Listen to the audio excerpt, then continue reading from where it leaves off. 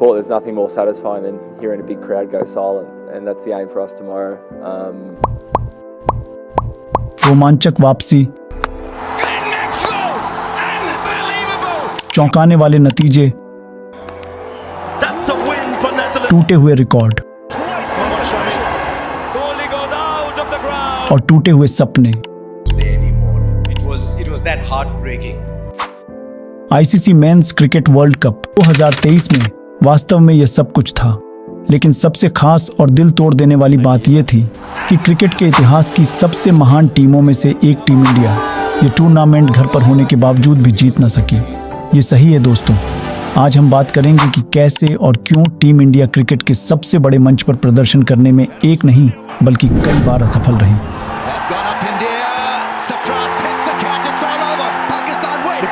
बार 2013 champions trophy जीतने के बाद से लेकर 2023 इंडिया जितने आईसीसी टूर्नामेंट खेला है ये पांचवा फाइनल था।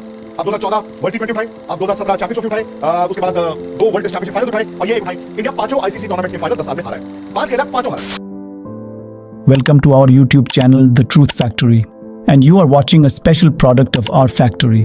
कहानी भारत में पड़े आईसीसी ट्रॉफी के सूखे की। यह कहानी है भारत जैसी सुपरस्टारों से सजी टीम की निराशाजनक किस्मत की, जिस टीम के पास दुनिया का नंबर 1 बल्लेबाज विराट कोहली और उसके साथ दुनिया का नंबर 1 कप्तान रोहित शर्मा थे, और इस टीम के पास वर्ल्ड क्रिकेट का लेजेंड राहुल द्रविड़ जैसा खिलाड़ी एक कोच के रूप में मौजूद था। इन सभी खिलाड़ियों के ऊपर जिम्मेदारी थी कि जब भी बड़ा मंच मिले तब यह बेहतरीन रूप से परफॉर्म करें, लेकिन ऐसा ना हो सका और एक बार फिर भारतीय प्रशंसकों का दिल टूट गया। लेकिन ऐसा पहली बार नहीं था। इंडियन फैंस इससे पहले भी बहुत हार्ट ब्रेक्स झेल चुके थे।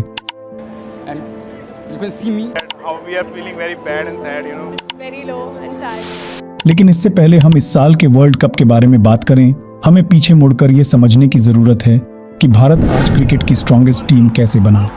जिस चैंपियन इंडियन क्रिकेट टीम को हम जानते हैं वह विश्व कप में क्वालिफाई करने वाली टीमों से बहुत अलग है। अगर हम बात करें क्रिकेट के शुरुआती 2 वर्ल्ड कप 1975 और 1979 की, तो इन दोनों ही वर्ल्ड कप में बहुत ही बुरा प्रदर्शन किया था। फिर चाहे वह सुनील गावस्कर की 174 बॉल्स में 36 रनों की शर्मनाक पारी हो, यह तथ्य कि 1979 में टीम ने एक भी मैच में 200 का स्कोर नहीं बनाया था, जो कि काफी शर्मनाक बात थी। हालांकि एक टूर्नामेंट ने सब कुछ बदल कर रख दिया। हम बात कर रहे हैं साल 1983 की, जहां भारत की शानदार जीत ने पूरी दुनिया को हिला कर रख दिया। इस टूर्नामेंट से पहले किसी को भी टीम पर विश्वास नहीं था कि वह ऐसा कर सकते हैं।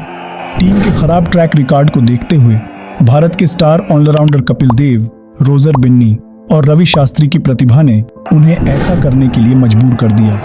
इस जीत ने मैदान के बाहर भी बदलाव को बढ़ावा दिया। टीम इंडिया की फैन फॉलोइंग तेजी से बढ़ने लगी और कपिल देव एक राष्ट्रीय सुपरस्टार के रूप में साबित हुए।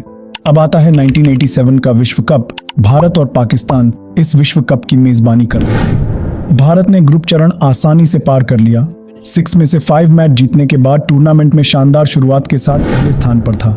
यह पहली बार था कि भारत इंग्लैंड के खिलाफ सेमीफाइनल में हारा था, और इसी निराशाजनक हार के साथ भारत का सफर 1987 विश्व कप में समाप्त हो गया। 1990 का एशिया कप जीतने के 3 साल बाद अब बारी आती है 1992 विश्व कप की।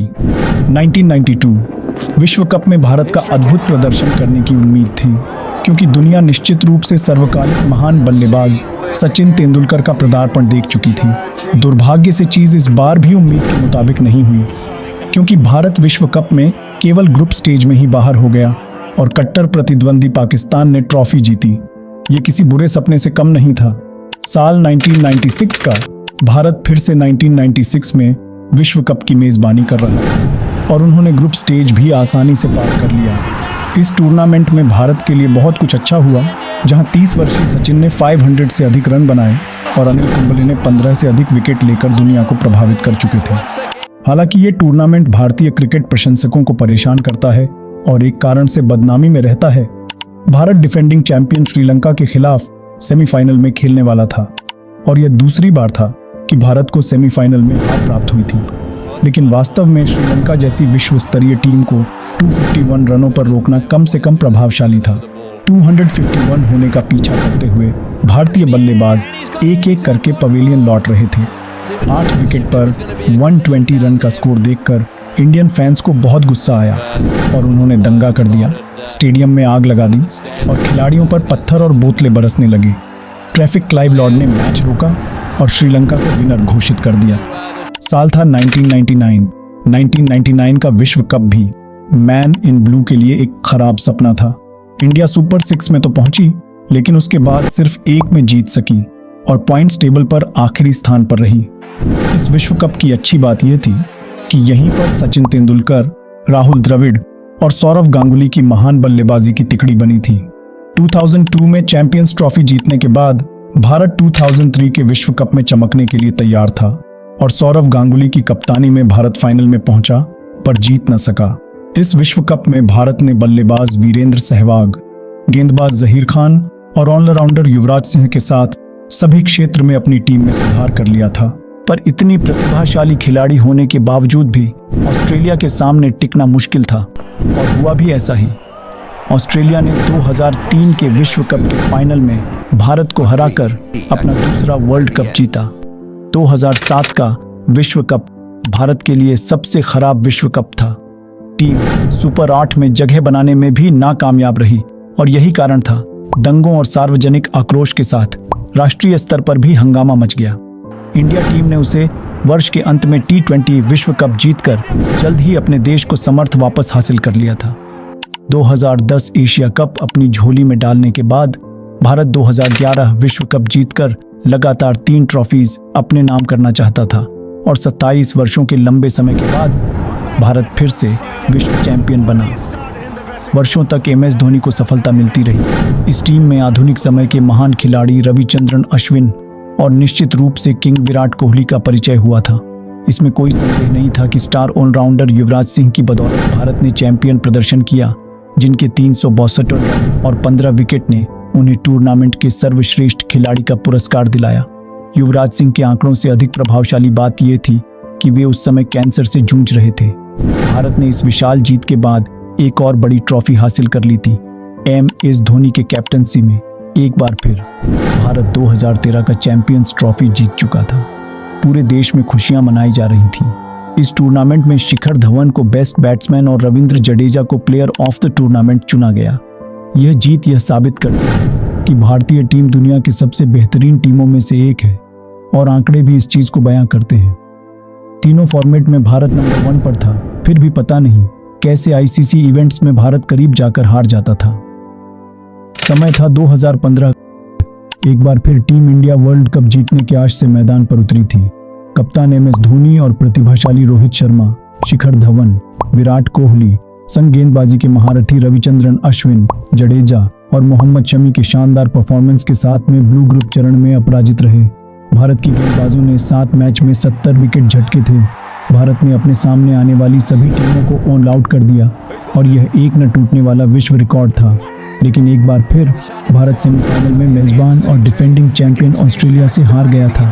MS धोनी ने एक कप्तान के रूप में अपनी विरासत को मजबूत करते हुए अब विराट कोहली को भाग दौड़ सौंप दी थी, जिन्होंने 2017 चैंपियंस ट्रॉफी में अपनी पहली चुनौती का सामना किया।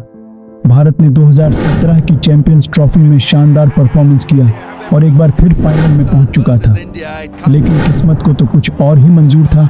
एक बार फिर भारत को फाइनल में हार मिली और इस बार पाकिस्तान के हाथों। We give our best every time we go out on the field, and I'm really proud of the way the team has played in this tournament. इस हार ने भारत को 2019 का विश्व कप जीतने के लिए बेताब कर दिया था। एक बार फिर 2019 का वर्ल्ड कप भारत ग्रुप में टॉप पर रहा, लेकिन फिर वही सेमीफाइनल में न्यूजीलैंड के हाथों भारत को हार मिली। इस अभियान में रोहित शर्मा ने एक विश्व कप में सर्वाधिक शतकों का रिकॉर्ड तोड़ दिया था। कुल मिलाकर उन्होंने 5 शतक अपने नाम किए थे। इंडियन फैंस के लिए 2020 का विश्व कप भी काफी निराशाजनक था। 2014 में भारत फाइनल में तो पहुंचा था, लेकिन अनुभवी श्रीलंकाई टीम से हार गया था। 2016 में मेजबानी करने के बावजूद भारत सेमीफाइनल में वेस्टइंडीज के हाथों हार गया था।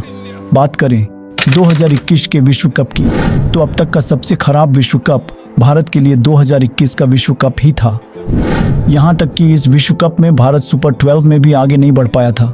2022 का विश्व कप इससे कहीं बेहतर था, लेकिन फिर भी भारत सेमीफाइनल में चैंपियंस इंग्लैंड को हरा नहीं सका। इंडियन फैंस को तीनों फॉर्मेट में दुख झेलना पड़ा था, क्योंकि वर्ल्ड टेस्ट चैंपियनशिप में भी उनके लिए और भी अधिक दुख लेकर आया था। भारत 2021 और 2023 के वर्ल्ड टेस्ट चैंपियनशिप के फाइनल में तो पहुंचा था, लेकिन भारत न्यूजीलैंड और ऑस्ट्रेलिया को एक बार फिर से हराने में नाकामयाब रहा था।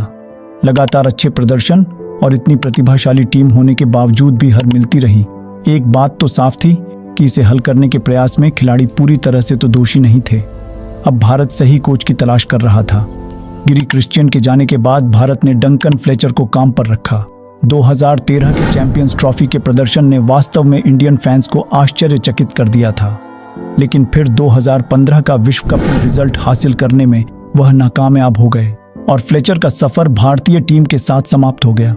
उस समय से हेड कोच की भूमिका 4 दिग्गज खिलाड़ियों के बीच घूमती रही, जिसमें अनिल कुंबले, संजय बांगर, रवि शास्त्री और राहुल द्रविड़ शामिल थे। आखिरकार बीसीसीआई ने राहुल द्रविड़ पर भरोसा करने का फैसला किया और बीसीसीआई ने 2023 के विश्व कप के लिए स्क्वाड अनाउंस कर दिया था। कैप्टन रोहित शर्मा, विराट कोहली और केएल राहुल जैसे वर्ल्ड क्लास बल्लेबाज शामिल थे, जिन पर टीम को ढेर सारे रन्स दिलाने के लिए भरोसा किया जा सकता था। मिडिल ऑर्डर में सूर्य कुमार यादव जैसा बड़ा नाम शामिल था, जिसने अपनी विस्फोटक शैली से सबको प्रभावित किया था। लेकिन जो चीज वास्तव में भारत को एक सुपर टीम बना रहा था, वह था एक्सपीरियंस के साथ यंग टैलेंट्स का मिक्सर। शुभमन गिल और ईशान किशन जैसे यंग टैलेंट्स वर्ल्ड क्रिकेट में दोहरे शतक भी जड़ चुके थे। भारत के पास रविचंद्रन अश्विन, रविंद्र जडेजा और हार्दिक पांड्या जैसे टॉप ऑलराउंडर्स मौजूद थे, जो गेम को कभी भी भारत की झोली में डाल सकते थे। स्पिनर कुलदीप यादव के साथ मोहम्मद सिराज, मोहम्मद शमी और जसप्रीत बुमराह जैसे तेज गेंदबाज जो अपने करियर के पीक पर थे। बीसीसीआई की टीम अनाउंस करने के बाद सोशल मीडिया पर काफी बवाल मचा। शिखर धवन और संजू सैमसन जैसे बड़े नाम टीम में शामिल नहीं थे, जिसे फैंस काफी नाराज थे। 2023 भारत के लिए एक लीजेंडरी कोच और होम ग्राउंड की सुविधा के साथ एक रोमांचक होने वाला वर्ष था। वर्ल्ड कप की जीत सितारों में लिखी हुई थी। क्या आखिरकार राहुल द्रविड़ के लिए विश्व कप में अपना अभिशाप खत्म करने का समय आ गया था? क्या MS धोनी के बाद भारत को आखिरकार ICC टूर्नामेंट में सफलता मिलेगी? क्या 140 करोड़ भारतीयों की आशाओं और प्रार्थनाओं का अंततः जवाब मिलेगा? 2023 वर्ल्ड कप की शुरुआत कंगारुओं के खिलाफ शानदार जीत के साथ हुई। भारत ने अपनी सारे लीग मैचेस सिंगल हैंडेडली जीत लिए थे। यहां तक कि श्रीलंका को भारी मार्जिन से हराकर भारत ने सबसे बड़े मार्जिन से जीत का रिकॉर्ड भी तोड़ दिया था। भारत में श्रीलंका को 302 रनों से हराया था। ऐसा लग रहा था कि इस वर्ल्ड कप में भारत को कोई भी टीम टक्कर नहीं दे पाएगी। उधर ऑस्ट्रेलिया अपने शुरुआती 2 गेम्स हार चुका था। अगर भारत ये टूर्नामेंट जीत जाता तो ऑस्ट्रेलिया, श्रीलंका और वेस्टइंडीज के बाद चौथी टीम होती जो वर्ल्ड कप में बिना एक भी मैच हारे चैंपियंस होती। लेकिन एक देश के लिए ये सब मायने नहीं रखता था। अगर कुछ मायने रखता था तो सिर्फ वो फाइनल मैच। सुपरस्टार बल्लेबाजों से सजी टीम ध्वस्त हो गई और भारत में कुल 240 रन बनाए। टारगेट का पीछा करने के लिए ऑस्ट्रेलिया बैटिंग करने उतरती है और एक बार फिर से अहमदाबाद में ट्रेविस हेड नाम का तूफान आया, जो सारे भारतीयों के सपनों को उड़ा ले गया। ट्रेविस हेड की तूफानी 137 रन के पारी की बदौलत ऑस्ट्रेलिया ने यह टारगेट 7 ओवर और 6 विकेट बाकी रहते ही आसानी से प्राप्त कर लिया था और इस तरह भारत एक बार फिर से ICC ट्रॉफी जीतने में नाकाम रहा था। भारत हर बार क्यों नॉकआउट्स में जाकर हार जाता है, इस प्रश्न का जवाब देने के लिए हमें इस टीम की अपेक्षाओं को समझना होगा। ऑन पेपर तो ये टीम चैंपियंस नजर आती है। ग्रुप स्टेज के सारे मैचेस जितना और सेमीफाइनल में न्यू को बाहर करना एक महान काम की तरह लगता है, लेकिन जब हम भारतीय टीम की मजबूती और यह विचार करते हैं कि यह टूर्नामेंट घरेलू धरती पर खेला गया था, तो ये इंडियन फैंस के लिए इनफ नहीं था। वैसे अगर फैक्ट्स और एक्सपर्ट्स की माने तो इस हार के 4 महत्वपूर्ण कारण हो सकते थे। सबसे पहले और सबसे इंपॉर्टेंट बात यह थी कि स्लो और सूखी पिच से भारत को कोई फायदा नहीं हुआ। ऐसी पिच बनाने का मकसद ऑस्ट्रेलिया की बल्लेबाजी में बाधा डालना, क्योंकि बीसीसीआई को भारतीय बल्लेबाजों पर भरोसा था कि वह ऐसी विकेट पर आराम से खेल लेंगे जैसा कि उन्होंने ग्रुप स्टेज में किया भी था। हालांकि इसका परिणाम यह हुआ कि बीसीसीआई ने जो खड़ा ऑस्ट्रेलियाई बल्लेबाज के लिए खोदा था, उसमें भारतीय टीम के सारे बल्लेबाज एक के बाद एक गिरते चले जा रहे थे। एक्सपर्ट्स की नज़र से दूसरा कारण यह था कि भारत ने अपने सारे मुकाबले आसानी से जीत लिए थे। किसी भी टीम ने भारत को किसी भी प्रकार का हार्ड चैलेंज नहीं दिया था, और जब चैलेंज मिलते भी थे तो भारत एक दो खिलाड़ी पर डिपेंड होता था।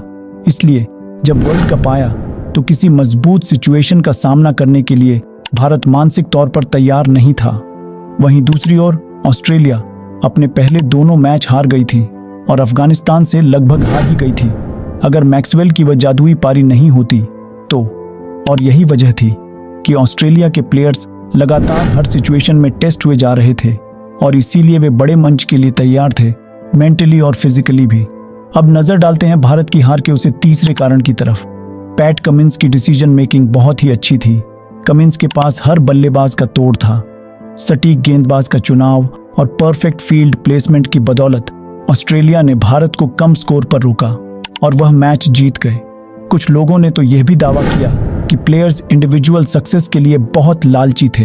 हालांकि पूर्व भारतीय कप्तान गौतम गंभीर ने रोहित शर्मा के कप्तानी की प्रशंसा की और टीम के कुछ नेगेटिव पॉइंट्स पर जोर डालते हुए लोगों को सलाह दी कि वह युवाओं को ज्यादा महत्व न दें। एक्सपर्ट्स की माने तो चौथा कारण टीम में हार्दिक पांड्या की जगह पर आए सूर्य कुमार यादव भी थे। क्या एक ऑलराउंडर की जगह पर एक बल्लेबाज खिलाना सही फैसला था? क्या शार्दुल ठाकुर हार्दिक पांड्या को रिप्लेस कर सकते थे? क्या सूर्य कुमार यादव फाइनल में ऊपर बैटिंग करने आ सकते थे? क्या भारतीय टीम उन 5 गेंदबाजों पर हद से ज्यादा निर्भर थी?